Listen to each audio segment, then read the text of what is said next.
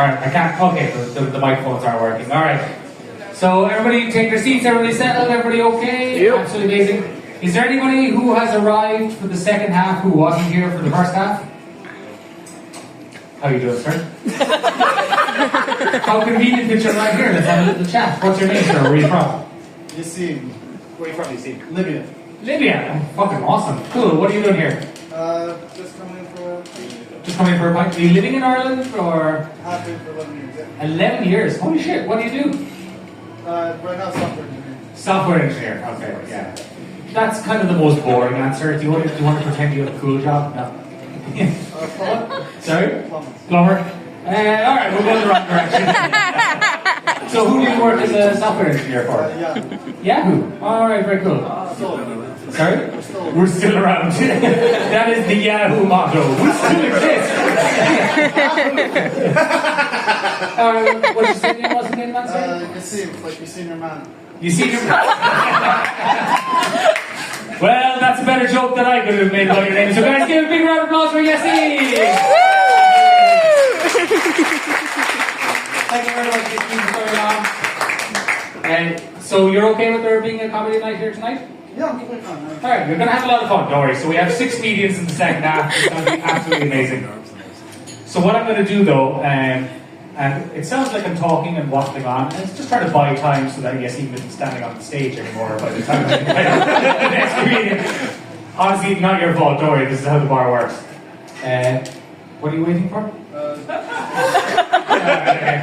So what I might do, you see, you could just be, you know what we're going to say, we're going to tell everyone you had a backstage pass, and this is part of it. So what I'm going to do is I'm going to bring up the comedian, and as they come up, you're going to high-five them super enthusiastically. Are you okay with that? Alright, okay. So guys, we all ready for our first comedian in the second half? Alright guys, the comedian, sorry. Her stage name is the one, where is she? Right here. She's right here. Am I going to go with your stage name or your total name? Stage name, please. Stage name, alright. So guys, I need a big, massive round of applause. Lots of whoops and cheers!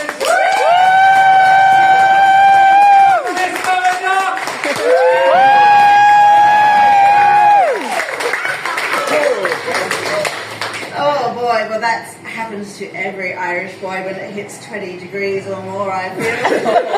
It's not good at operating in the heat. G'day, Dublin! People ask me how I got to Ireland. How did you get to Ireland? Thanks for asking, Dublin, I'll tell you. I married an Irishman for my sins. I did, that's how I got here. Now, I have to confess, Dublin, I have a bit of a problem. Irish women don't like me. They don't like me at all. They can smell the Protestant off me. They can. Just like, particularly the female Irish comedians, they'll put themselves on their Instagram profiles in the religious garb of any Iron Age religion that involves cutting bits off your infant children, regardless of gender. But will they make friends with a Protestant with cleavage? Will they fuck? So, as far as I'm concerned, in Ireland, I'm the walking whore Madonna dichotomy. You see, I've only got like 7 minutes, well, about 6 minutes left. My usual shtick is that, like, I met my husband while I was working in a sex shop in Perth, so I can spend the next few minutes sort of with the low-hanging fruit, talking about vibrators and dildos and that sort of thing. Or I can throw caution to the winds and be a bit edgy. What should we go with? Yeah, I think I'll be a bit fucking edgy. Why not? Alright, so yes. So, the thing is, I love my sisters. I have an open heart. I love everyone. But Irish women, culturally, genetically, they're raised to view every other woman as fucking competition. And so when I was in Australia in the sex shop, great crack with the men, the Irishmen that came in, but the Irish girls, they just complained about the lack of penguin biscuits and resented the fact that I have sexual emancipation. I've had, control of my reproductive rights for about a century. This caused resentment. Also, I've had the pleasure of having loads of sex with Irish boys. Some of them I've given the first initial cherry break of sober sex, because I'm still there in the morning, because I don't feel like I should sneak off at 2 o'clock in the morning, lie to my parents about it, and then confess to a pedophile in a funny hat over a glass of wine before breakfast in the morning to a funny scream. So the thing is, though, of course, if only there was a thing that we could talk about with all the women that are now rebelling against the control of the Catholic Church. Thank God we finally turned the corner. We're out there in the streets protesting against the Catholic Church. If only there was a word for that.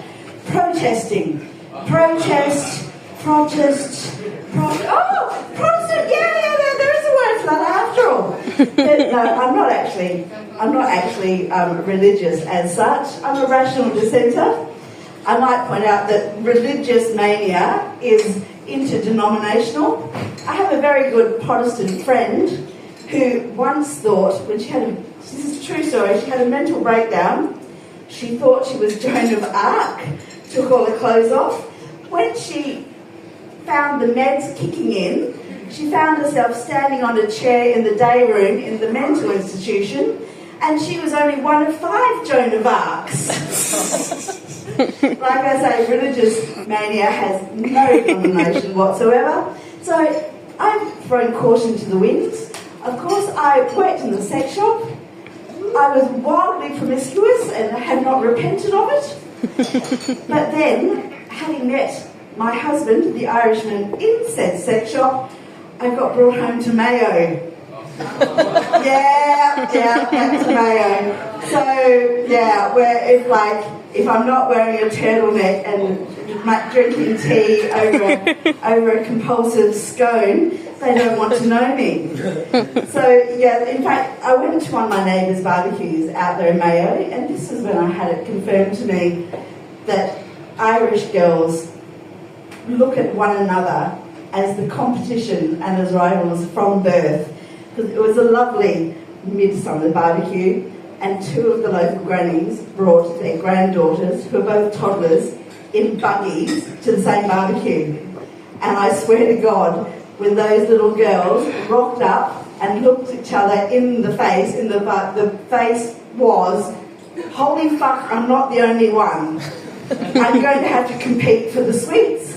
I'm going to have to compete for the minerals. You see, this always, as I say, this divides the room.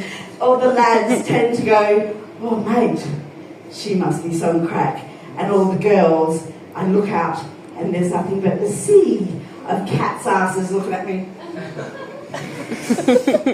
They don't like me at all, some of them. But if you can sort out the wheat from the chaff, you know who's up for the good crack, you know who isn't. The thing about being emancipated from the Catholic shame is that you don't have to go through all the precautions that some of my former friends of Catholic disposition do.